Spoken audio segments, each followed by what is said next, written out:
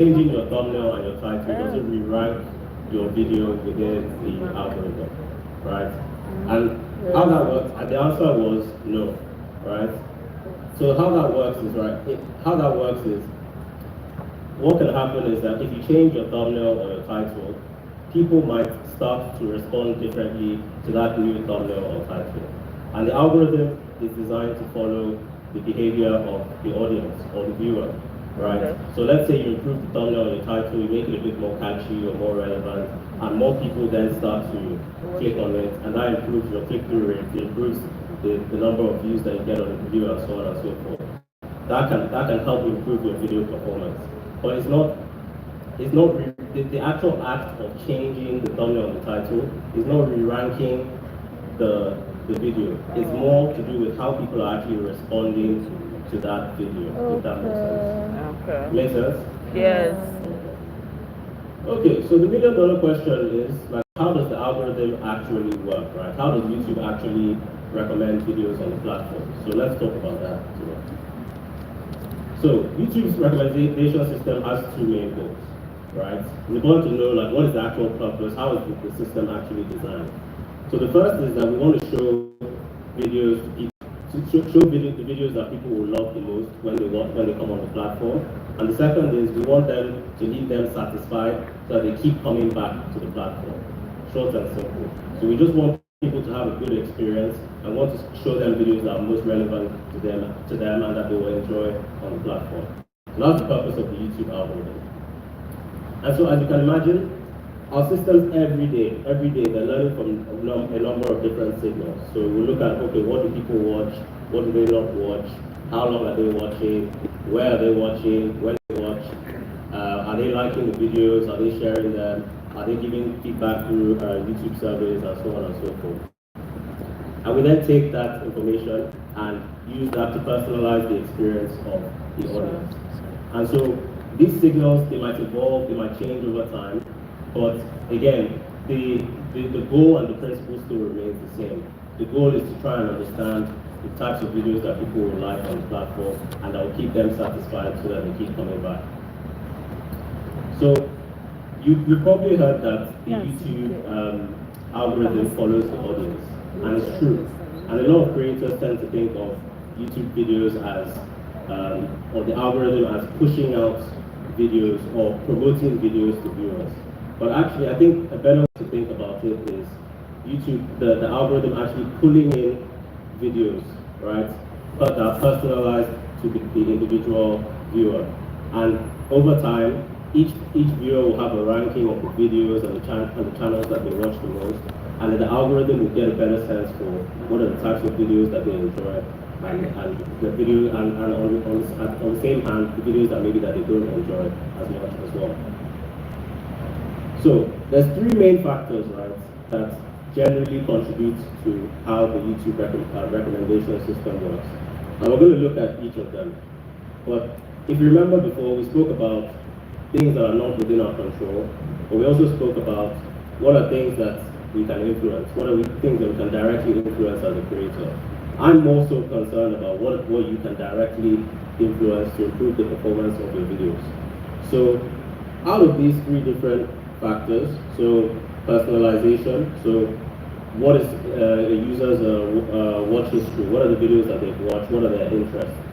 Performance, so there'll be certain video performance indicators that the YouTube algorithm will look at. So, okay, have people clicked on the video? How appealing do they find it? How engaging do they find the video? Were they satisfied with the video? And then you have external factors. So seasonality, competition on the platform, topic interest, and so on and so forth. So out of these three major factors, which of these do you feel like you have the most control over or the most ability to directly influence as a creator?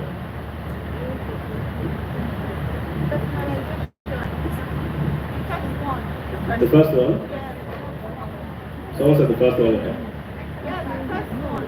Which one? Okay, can we do have marks? Maybe can someone say what the answer is and why they think that that's the bucket that they can influence the most? So I think someone over there said the first one. Okay, that's one. All right, thank you, Mibaka. I think the factor we can control mostly, from what I've seen recently, is performance. So it's a channel I currently manage, and from what I saw, we have about 1,000 comments. The likes are views are like in thousands per hour. So what I see is people are making comments as the channel manager. You're liking, you're engaging the comments. People are saying in the comments that they love it, so they are satisfied. And then what happens is, very funny story, multiple channels are taking on same video and they are having crazy views. So it just goes to say that it's well appealing, the video is engaging, and people are satisfied to watch. Thank you for that. Does anyone else have a different opinion? Can I? Hi. So I think that you can control the external factors. You can control the topic based on what people are talking about, what is trending. Also, you can look at your competition and what they're doing, and also the seasonality. So right now it is Christmas, and we have Vlogmas, and we have holiday music and all of that. So you can decide to tap into that. So that would be my answer. Interesting. Thank you. And let's go maybe one more. Okay, so for me, I think it's the personalization of the watch history. Because if you are able to find out what people are watching, like for my niche now, I'm in the fitness niche. So I know that most people don't just go online and say how to do a pull-up. They are probably going online to say how can I lose weight or how can I make a smoothie. So because I know that this is what people are watching, so I go to Google, I try to search for something myself, and then I see recommendations. So I know that okay, this is what people are searching for, and this is what's probably in their watch history. So I'm using those topics to make my video. So to an extent, I feel like I can personalize my video to suit a viewer, so that you people find my video for that viewer. So I think it's the first one. Thank you. I think those were all really good answers. Can we give a round of applause for all of them? So really, my answer is that the one that you can most directly influence. So we had a few examples of how your knowledge of some of these things. So I think someone mentioned maybe understanding what your competition is doing, understanding maybe the time of the year and how that. So having that knowledge, right, is good to understand how that can actually impact your videos. But the one that you have the most direct influence over is performance, right? And we'll talk about how that is the case, but what is important for you as you upload videos and you look into your analytics and you try to understand how to improve your performance is there are certain video performance indicators, click-through rates, average view duration, watch time, you mentioned likes, comments, subscriptions. These are the things that as a creator, that's feedback for you, right, on your video performance that you can, and if you understand how you can tailor your video approach and your strategy on your videos to try and influence those metrics so you can in turn improve the performance on your videos. So we'll talk about all of them, but the performance one is the one that I really want to focus on. So how does YouTube personalize video recommendations, right? So like we mentioned before, we look at videos that they've watched in the past, but we don't want to just keep showing people the same videos over and over again. So we also want to show them novel videos and videos that they might not necessarily know that they like, but they might be interested in watching. So what the algorithm will do, it will look at, okay, what videos are actually often watched together. So we'll say, okay, watchers of video A also tend to watch video B, and so on and so forth. And then we also just try to understand, okay, how much of a channel or a particular topic do they tend to watch? So like we said before, everyone, I'm sure all of us here will have, you might not know it, but we'll have a ranking of channels that we tend to watch more regularly than not. So the algorithm will take that into consideration to then understand, okay, should I recommend more of this particular channel or more channels similar to this as well? So that's personalization. Yeah. But it's important to remember that people's interests change over time, right? Especially as a creator, it's like you might, what you're making now, your audience 10 years from now, even 5 years from now might look very different. So it's important to keep up with, okay, what are their interests? Keep getting feedback from them, and how are those interests evolving over time. So I don't know if you have any gaming, fans in here, but this is just like an example of how trends can change over a 5-year period. So you can see how, I think it was maybe 2015, 2016, a lot of people were like searching for Minecraft on YouTube, and then you saw over time like people then started to look at like search for Roblox, and then in 2017, Fortnite just took off, right? No one was looking for Fortnite like 2-3 years before, right? And then people then started looking for Fortnite on YouTube. So from a gamer's point of view, their audiences their interest was shifting over time. Using a personal example, I think in 2016, I was watching more like the Breakfast Club, which is like an American entertainment podcast show. That was probably like the biggest music show on YouTube at the time. But now I'm watching 𝐄𝐍𝐉𝐎𝐘, I'm watching 𝐇𝐎𝐈𝐒, I'm watching 𝐷𝐿𝐒, and obviously, maybe I'm a bit biased because I actually work with those creators, but I'm actually genuinely interested in that type of content, right? And so it's just important to understand, okay, as you're creating your YouTube strategy, understanding that people's interests will change over time. And so what does that mean? Keep experimenting, right? It's always a test, it's an iterative process. It's test and learn, test and learn, test and learn. Keep experimenting. I like to say actually for every 10 videos, maybe one should just be testing something different. So 10% of your videos, try something different, try a new format. Ask your audience for feedback. Use the community tab. Ask them, use pinned comments, ask them what they thought. Do research. There's tools like Google Trends, right, that will allow you to see some of like the graphs that you just saw before. So just keep on experimenting, never stay still. Just as you evolve, your audience will evolve as well. Okay, so remember I said that I really want to focus on performance, but let's talk a little bit about the external factors. So topic interest, competition, and seasonality. So it's important to just know that, for example, some topics naturally have a larger audience than others, right? So look, in the context of sports, we know football, this might even be outdated, but football is probably the most popular sport in the world right now.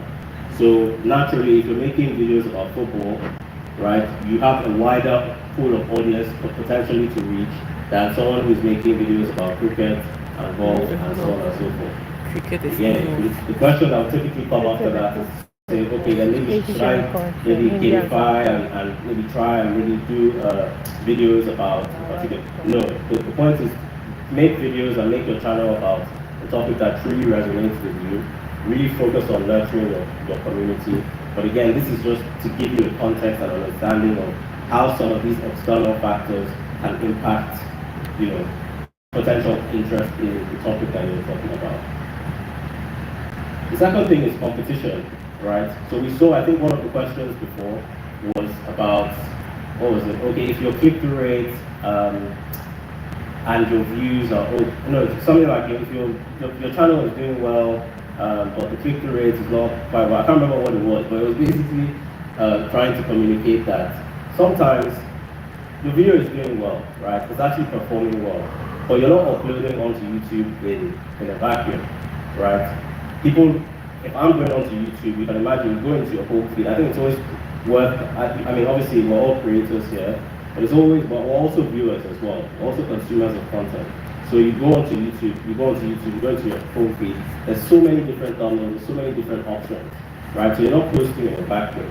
And so competition, when someone comes onto the platform, they're having to make an active decision whether to click on your video or to click on someone else's. So sometimes you might do everything you can, but unfortunately, there's just so much competition on the platform that might be impacting your performance.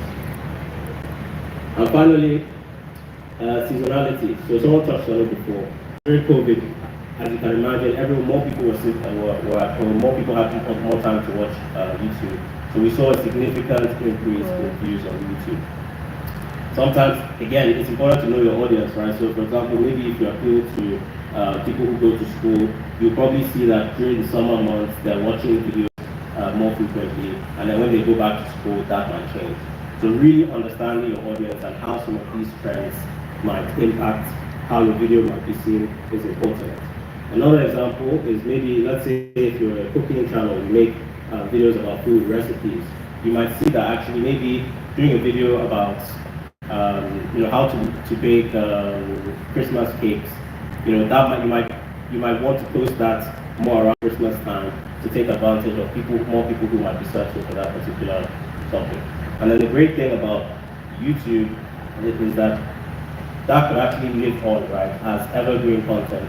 And you know that every Christmas, you might get more views around that video because people are looking for that particular topic. Okay, so just to recap, in terms of when we're thinking about external factors that might impact our video performance, you know, YouTube is recommending videos based on, your video might be surfaced based on how broadly appealing the topic is, how other videos are performing, and seasonal fluctuations. Okay, so how does our system actually look at video performance, right? So I like to, again, always think about it from the point of view of a viewer, right? And how they might experience watching your video. So YouTube wants to understand how appealing is this particular video to a given person. So the people actually choose to watch the video. And so there'll be performance indications that will tell the YouTube algorithm whether people found that video appealing or not. So click-through rates, right? Someone sees your video and they click on it, so they find it appealing. Then we want to look at, okay, people clicked on it, but how engaging do they actually find that video, right? Remember we spoke about what is the actual purpose of the algorithm. We want people to actually enjoy the experience on the platform. So we look at, okay, how long do they watch for? What was the average percentage viewed of the video that they actually watch? What is the average view duration, and so on and so forth? And satisfaction. If people like the video, did they subscribe? Did they share it with their friends? Did they complete the survey afterwards to say, okay, we actually really enjoyed this video, and so on and so forth. So for me, this is a view that, if anything, I feel like I could take out all the other slides in this presentation and just use this to explain how the algorithm works, right? Think about when you're uploading each video, think about your video performance through the lens of a funnel, and think about it from the viewer experience. You post on the platform, right? Someone's looking, okay. So actually, let's start at the top. When you talk about appeal, right, and you post a video, what is the thing about things that you can directly influence? What is the thing that you can influence or change on a video to impact the click-through rate on your videos? Does anyone know? What's the thing, if you're changing something about a video, like you're thinking about your strategy, you want to improve your video performance, what can you do to improve the click-through rate on your video? Thumbnails, okay. The Title, okay. So broadly speaking, it's thumbnails and titles, right? And let's say topic, but that's the same thing as title, right? So thumbnails and titles. So that's what is within your control, right? Because that's what we want to focus on. So you want to think, okay, I might use thumbnails, and we'll talk a little bit about thumbnails and titles later, just as an example. But that's what's within your control. Then we go to engagement. We talk about watch time, hours, views, average view duration. Okay, I'm the viewer, I've clicked through. The first 30 seconds is so important, right? The introduction of the video, because that's when you hook them. I'm sure you've experienced the same where maybe you click up into a video, right? And maybe you didn't find, it wasn't quite what you expected it to be, and so you drop off. So YouTube is taking that into consideration to say, okay, maybe actually this person didn't find that video that engaging. So again, bringing it back as a creator, you're looking at that data to try and understand, okay, and you can find this data in your analytics, like how many people were watching beyond the first 30 seconds, right? So you want to directly say, okay, maybe at the beginning you will try to work on your thumbnails, people are actually thinking, how can I improve the quality of my introduction? How do I put people so that they want to keep watching? And so on and so forth. Then you then go again, you say, okay, how can I make this video more engaging? How do I make people want to watch all the way until the end? How do I make people want to come back and maybe even watch the video again? How do I make people want to share, like, comment, subscribe? Like I said it before, a lot of people say, oh, like, comment, share, but they don't know why they're saying it. It's because these signals tell the algorithm that people actually enjoyed and were satisfied with the experience watching a video on the platform. That makes sense? Yeah. Okay, so just very quickly, I wanted to talk to us a little bit about thumbnail test and compare. I don't know how many people have ever heard of this or actually used it before. But let's see a show of hands if you've used it or you've heard of thumbnail test and compare. So, okay, so not too many people, not too many people. So it's good. Look, this is actually probably one of our most widely requested features on YouTube. So what is thumbnail test and compare? So thumbnail test and compare is what we call a concurrent A/B/C test, right? So I'm sure you've all experienced this before, where you make a thumbnail for your video and you're not quite sure which one to use. You have different variations of the same thumbnail, and ultimately you just have to choose one, right? And you hope that that thumbnail will actually do well for you. So a lot of creators were saying, actually, what if we could test maybe 1 to 2 to 3 different thumbnails and actually understand which thumbnail is actually performing the best for my audience. So YouTube recently created this feature, I think it was launched at the beginning of this year, to help creators to get real-time data that will actually tell you which thumbnails are performing better than the others. So typically when you do it, it can take anywhere from 2 hours to maybe a few days for you to get the results. But it's very simple to do. If you go into a YouTube studio, you can do it either for new videos or old videos, right? And when you go to thumbnails, there should be an option for you to click test and compare. And all you need to do is upload 3 thumbnails and then run the test, and you get the results. So the main thing I wanted to stress about this, right, is like, okay, you're uploading 3 different thumbnails. You don't want to make those thumbnails so different that it's hard for you to then, when you get the results, that you don't know what was the actual thing that made one better than the other, right? But then you also don't want to make them so similar that the results of the test that then become inconclusive. So you want to isolate maybe 1 or 2 things in the thumbnail that will give you a clear indication of why it's performing better than another one. So for example, maybe in one video you have text, and another one you don't. And then maybe another one you just maybe change the emotion of the people that are in your video. So little tweaks like that you can control for, and then you understand, okay, and again, this is like many things, not one-off. You know, it's more from doing this, using it regularly,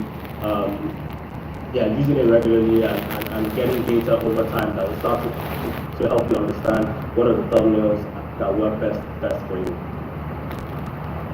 So, quick question. So we're thinking about like thumbnail testing. What metric do you think will actually help you tell whether a thumbnail, from this particular thumbnail test and compare feature, which metric do you think will actually tell you which thumbnail performed the best? We have a hand over there.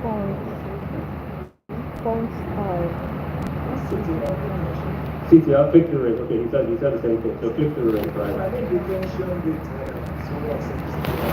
The retention of data. Okay, retention of those that clicked on it. Okay, that was a good answer. So again, and click-through rate is not a bad answer either. That's what I would intuitively think, right? But what we actually look at, and when you test it, you will see, it will show you the winning thumbnail is based on what is the thumbnail that drove the most watch time, right? And really, it's because, like, it goes back to what we said before, right? You just don't want people to click on your video and then that's it, right? You want the signal that we want of a high quality viewer that has clicked on your video is, did they actually watch as much of the video as possible? So the team has decided that actually watch time is a better indicator of the thumbnail test and compare test than click-through rate. Okay, so just to conclude, the last thing I'll say is that analytics is your friend. Analytics is your friend. How many people actually actively use the YouTube studio and go into the analytics and so on? All the time. Wait, I'm having fever from that. Okay, so a few people, some people say so.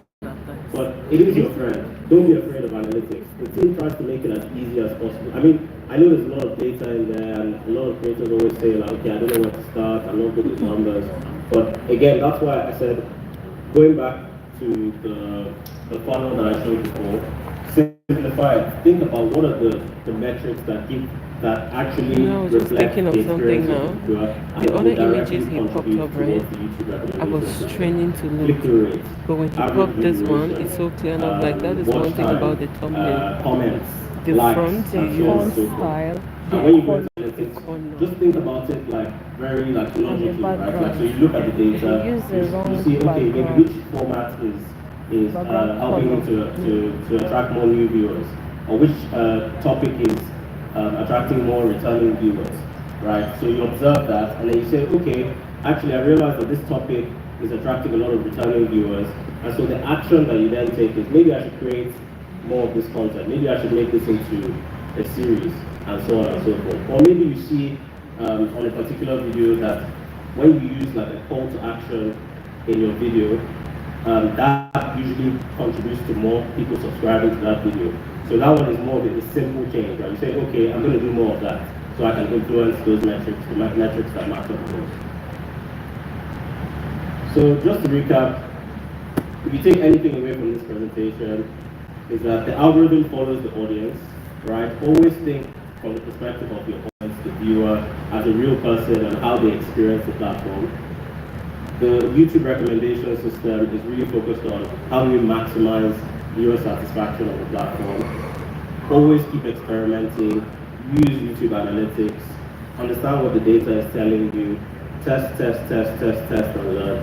And generally speaking, understand that over the course of the year, sometimes performance might be impacted by things that are outside of your control. So expect fluctuations in your performance, and expect seasonality to impact your performance. But the goal is just to keep testing, keep learning, keep trying, and try and focus on the things that you can influence the most. So that's the only one I can say. Thank you. It's so smart.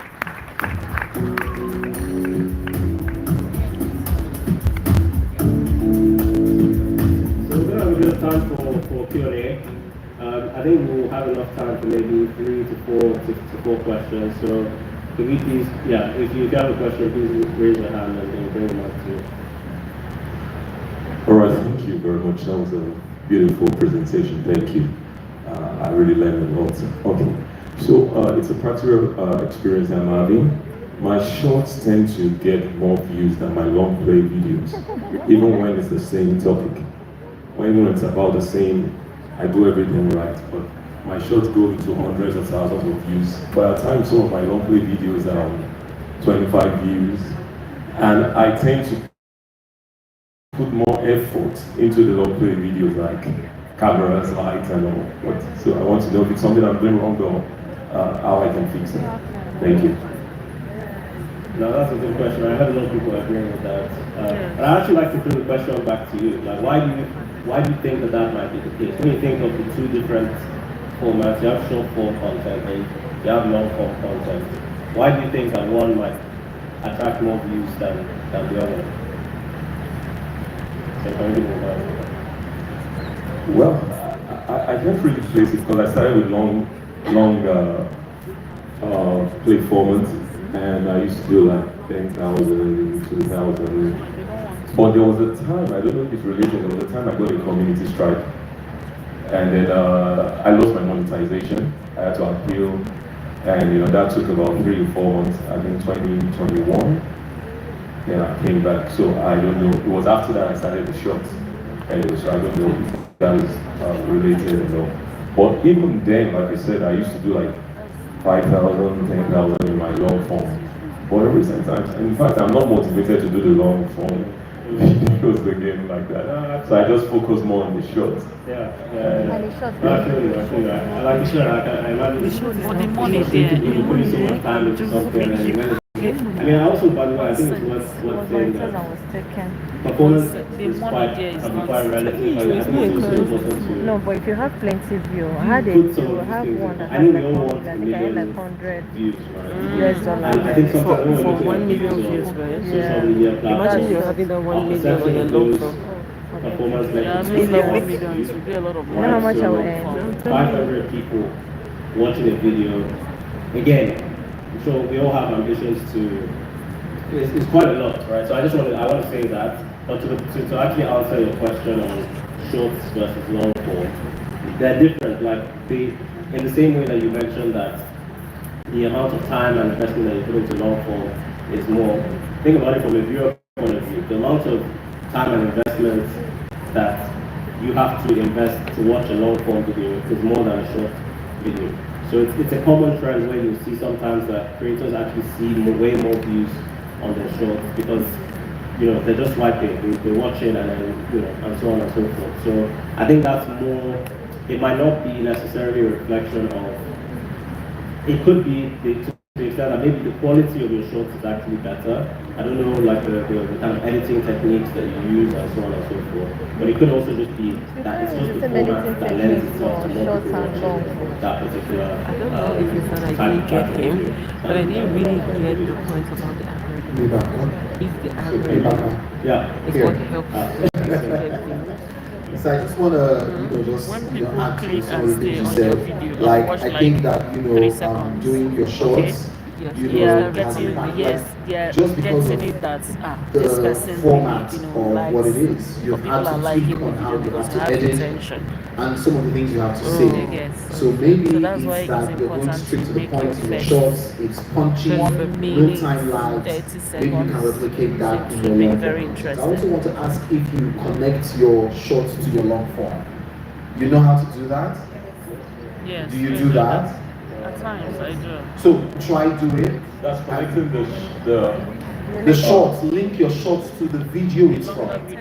Link it to a long form content, right? And you see that people want more from your shorts to your long form content. So those are 2 forms. And then again, like thumbnails and titles. If you're using the same thumbnail strategy and titles from 3 years ago, it may not be working right now. So you have to go see what's constantly like, appealing to people seasonally, and then you can tweak your thumbnails and titles to I mean, it depends on where your audience are watching What I think correctly you said at the end of my show, the way we have the thumbnails of videos coming up at the end of the long play format, we can do that in the short also. Let me just, who here knows how to link their shorts to a long? Okay, sir with the hat. What's your name? Didayo. Thank you, Didayo. Please connect with him and show him how to do it. So during the break, the 2 of you sit down and have lunch together. All right? I can't. Okay. Any other questions? I think there's one over there. Okay. Hi everyone, my name is Jennifer. So my question is something I have been practicing on my engagement. So I noticed when I upload longer videos, maybe 20 to 30 minutes videos, the engagement is like up to like 8 to 10 minutes. But if I should upload like a 15 minutes video, 4-5 minutes they take out. And I don't know why. I still maintain the same editing. I still make it as fun as the others, but they always take out. That's the first question. So the second one is, okay, you don't know I will get somewhere to charge because my phone is I was actually feeling like maybe the longer form content to do, not short, I'm just saying like normal YouTube videos, not short.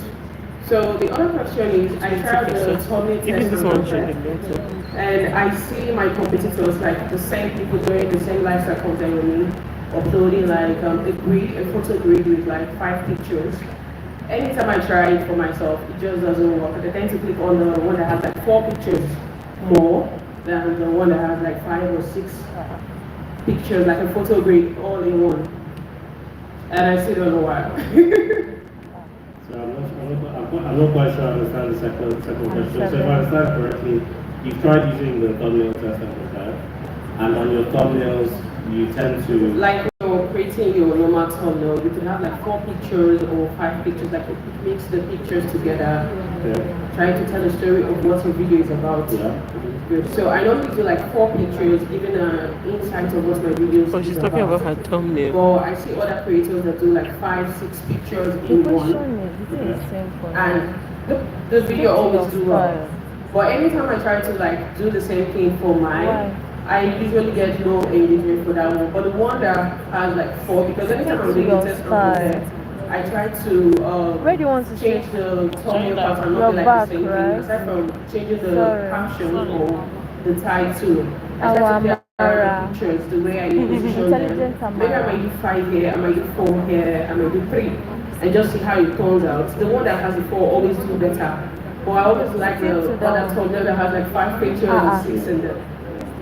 I've not seen thumbnails like that. Yeah. I mean, maybe hold on to the mic for now. This person, I think I remember the first question. But the second question is, I mean, you're speaking about like having like different elements in your video. First of all, you're talking about another creator who does something similar and you feel like their videos do better. There are lots of them actually. There's a number of different factors as to why their video might be doing better, other than just the thumbnail. I don't know who the creators are. Maybe they've been on the platform much longer. Maybe they've built an audience affinity. Maybe they have more subscribers. So that can all play into it. So generally speaking, I know it's hard, but try to avoid the temptation to compare yourself to others. What works for but to you? your point about the actual thumbnails, I think you mentioned that you tend to have like different elements in the thumbnails, so like maybe 4 to 5 different images, and you're wondering as to how you can what things that you can change to. I think generally speaking, maybe it might be worth testing other things, right? Like what is the emotion that's being conveyed in the thumbnail? Thinking about maybe even decluttering the thumbnail, right? Like maybe you have too many people in the video in the thumbnail, maybe have 1 or 2, right? What is the engagement between the thumbnail and the title? How do they actually complement each other? There's a number of different things you can try and tweak to see how that impacts your performance. But like I said, it's an iterative process, right? It takes time and using the feature multiple times, but you don't want to keep changing the same thing and expecting a different result. And so what was the first question? Okay, the first question was why do longer content? Like if I'm making a video, I make lifestyle content. So initially I used to leave my video within 12 to 15 minutes. And then I noticed that once I started creating content for like 25 minutes and more, the audience retention got way better. People watch the video to like 10 minutes and they're still watching. Do you understand what I'm saying? Let's say you have a content of 25 minutes, have a content of 15 minutes, and 15 minutes is giving you 4-5 minutes, right? 20-something minutes is giving you like 8 minutes. Do you understand? So when you divide that into something into 2, it's giving you half. Go back to the thing. Which is all the same thing, Which right? is still the same thing. Only that she spend more time. But you said also for a 10-minute video, people are watching 4 or 5. So it's the same percentage of time. People are watching half of your videos. Yes. I just feel like for a 15 they should watch more. I don't know. But if they can watch like 10 inside of 20 or 25 Can we have minutes, another question? I just feel like 15 minutes they should be able to still watch like 10 minutes like that. Since it's still like the same creator and you're still creating like almost the same thing. Then another You're problem. not like changing it. Because Yeah, I get what you mean, but I wouldn't get too caught up on the length of time. more than yes. What I would do is focus on however long my video is, how can I make the best possible, the most engaging video within that time, right, to maximize the retention. One trick that I would say where maybe video length can come into play is that we have different ad formats on videos on YouTube. And typically speaking, on videos that are over 8 minutes, you have the opportunity for a mid-roll ad to show. So typically, let's just say not all watch time is necessarily created equal. If someone is watching a 40-minute video all the way until the end, we know that because there's a higher likelihood of them being surface ads, more ads on that video, and so maybe there's more monetization potential. But I wouldn't, again, it's not about gaming and trying to kind of like say, okay, maybe I should aim for a video of this amount of time or what. It's really just a case of tell the best story possible. If it's 10 minutes, that's great. If it's 15 minutes, that's great. But try and understand from your analytics, from your audience feedback. So it's good that you're actually going to looking at it, like why are they dropping off at that particular point? How can I improve the quality of my storytelling so that people want to stay all the way up to the end? What are the tips and little tricks and things that I can do to encourage that audience? There was one song that I got live Right, where I had traditional storytelling art, you have a setup. I said, what is happening? I was even asking, I was even like, I said to you, like, the time, their Sunday timing, understanding the timing. So just play around with this. They'll come as well. On tour, the timing is very important. That's one thing I had to pay attention to. Yeah, it's your Understanding time. the time. If you see people And what's the all day over of the all over world, the world? And those ones that come out of Africa, they stay till the end. They just engage. I'm like, oh God, you guys should stay. You mentioned that taking break off YouTube is going to affect attention. It does. But okay, if you're posting video regularly, you watch I know this girl. It does. but say you It don't does, post for 2 weeks, that will try to drop. The only way it will affect is that if you have audience, like you have grown and your audience are very, very engaging.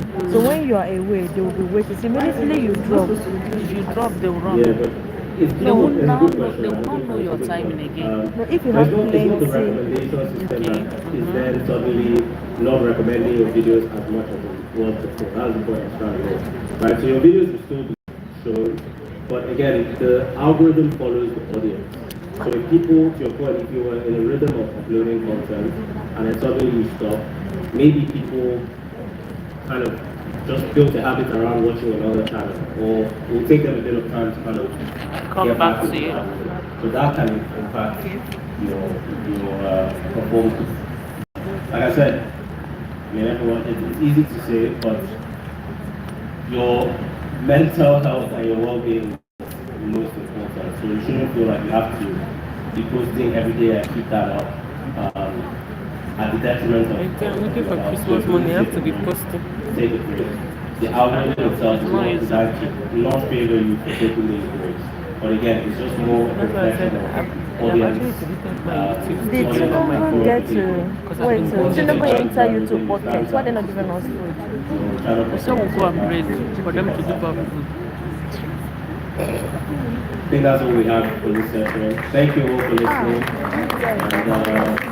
And if you have any questions in the day, you know it's fine. Come find me, talk to Aka, talk to Adam, and talk to each other as well. And thank you. Thank Are we you. not going for break now? Please put your hands together for me, Baka!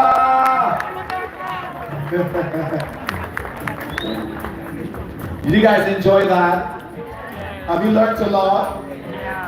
I was gonna ask a couple of questions, about what you learned, but I'm gonna skip that. I'm gonna do something a bit unconventional while we go on a DJ break. I saw a couple of people, were like, I don't know what analytics is. I cannot do it. Please, if you don't know how to get your analytics or you don't know how to check it out, can I see your hands? You don't know what it means, you know how to interpret. My dear, there's no shame, come. There's no shame. Please put your hands together for her. We are here to help each other, right? Oh yeah, who else? Who else? I saw her. I saw you. You were like, you. Come out. I know this. If you don't know how to check what your analytics is about, you don't know how to interpret, you need help with that, please. Hands, come. It's fine. No shame in the game. If you know you understand analytics, can I see your hands up? Amara. Josie, I know say you sabi. Intelligent Amara. Your hair looks like that's where the YouTube knowledge. Oh yeah, can I have 1, 2, 3, 4, 5 people who know? Please join me, sir. Join us. Come out, please. Please put your hands together for them. If you know you can show people how to do it, just come. I need 2 more people. So just pair. Yes, pair with one each and just show them. DJ, you can please give us music, alright?